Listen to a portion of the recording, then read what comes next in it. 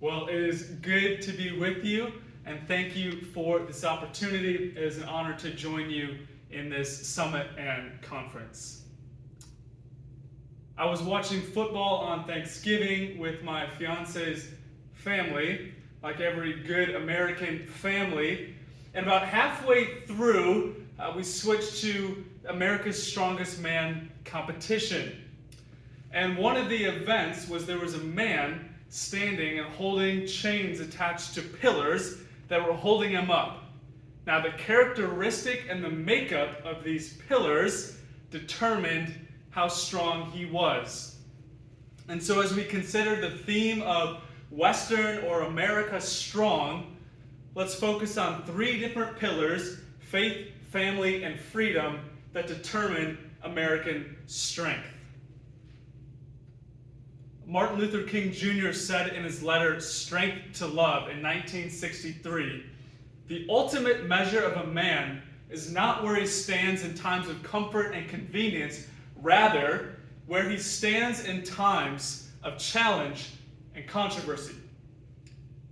It is the measure of our country, the measure of our society, and the measure of our very soul of our nation that is at stake in this time of challenge and controversy. So how will we stand?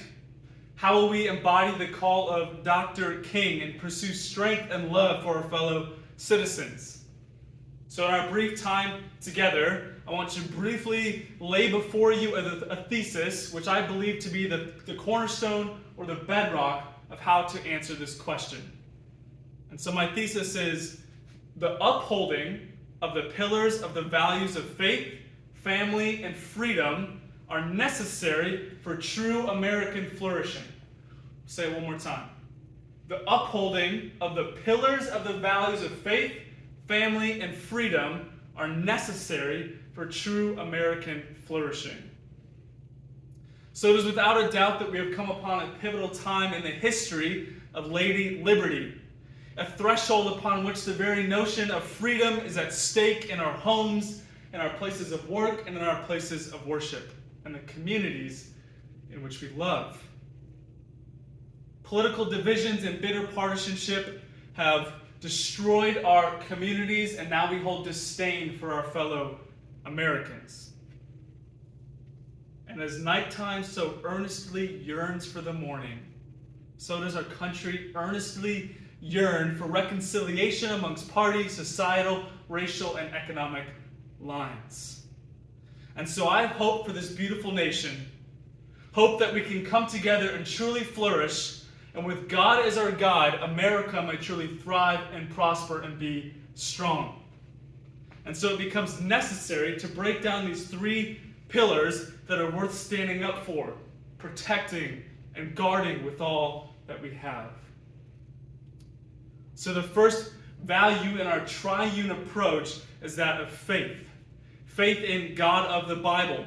Faith in a capital H, His providence and sovereignty over our nation, and faith in the gospel, capital G.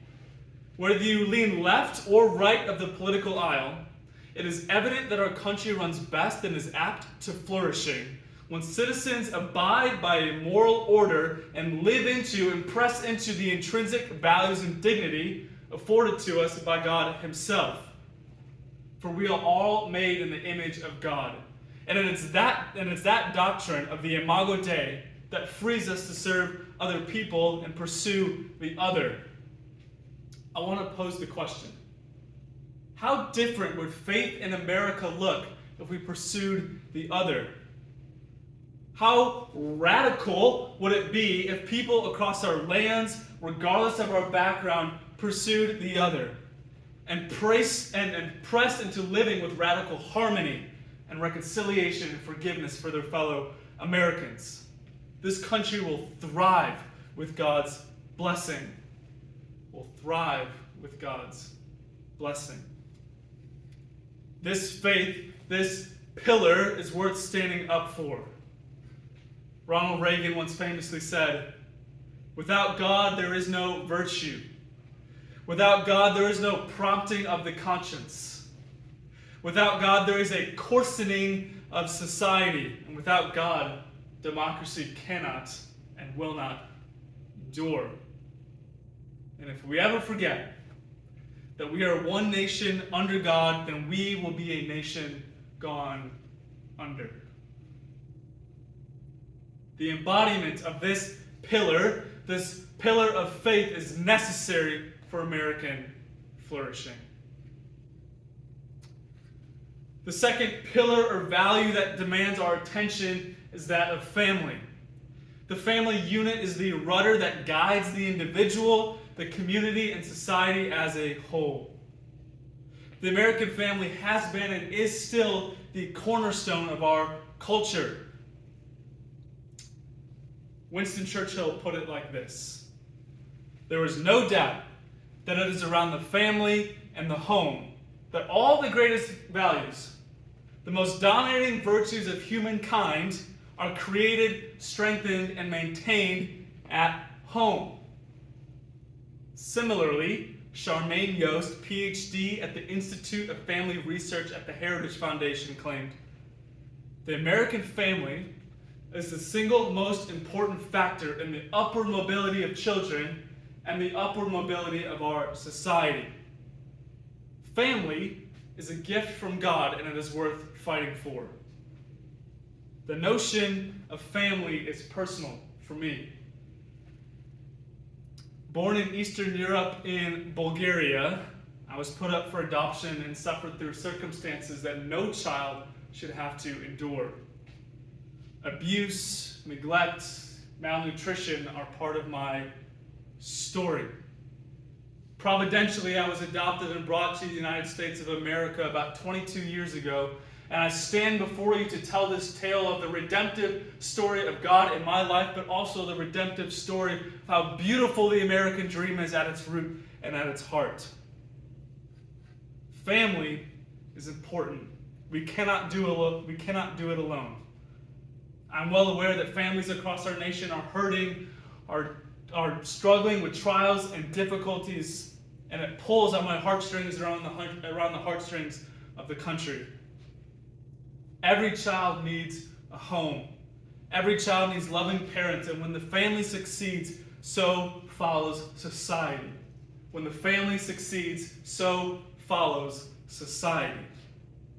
The breakdown of the institution of marriage and the family is leading to the decay of values in our country.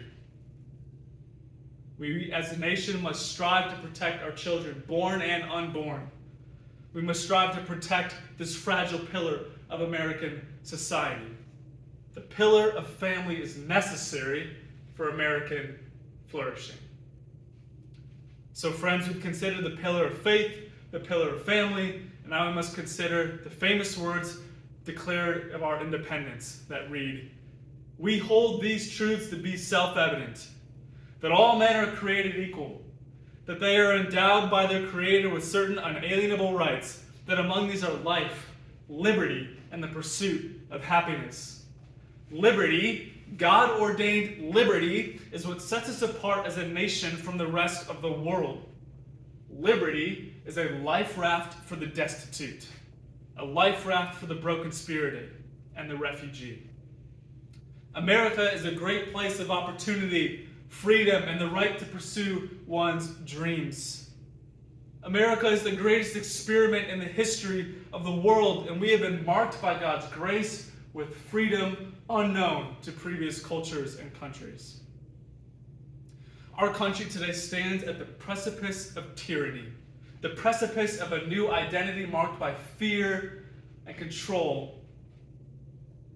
Thomas Jefferson once claimed, "Timid men prefer the calm of despotism to the tempestuous sea of liberty."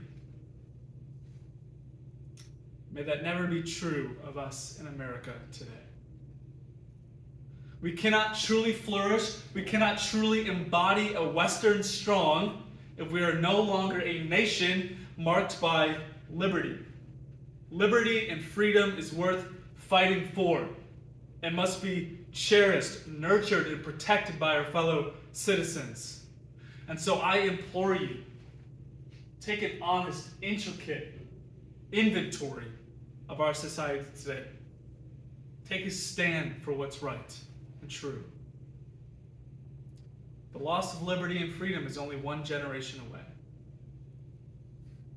The third pillar of freedom is necessary for American flourishing and necessary to embody Western strong. So as we draw to a close, we've considered the pillar of faith, the pillar of family, and the pillar of freedom, and how these three pillars serve as the bedrock or the foundation from which American flourishing takes place. So friends, as we go back to Dr. King's challenge, how will America be measured in times of challenge and adversity? There is a sense of urgency that is demanded, and so I repeat my thesis. The upholding of the values of faith, family, and freedom are paramount, ultra important for American flourishing. And it is through these three values that we are truly able to embody Western strong.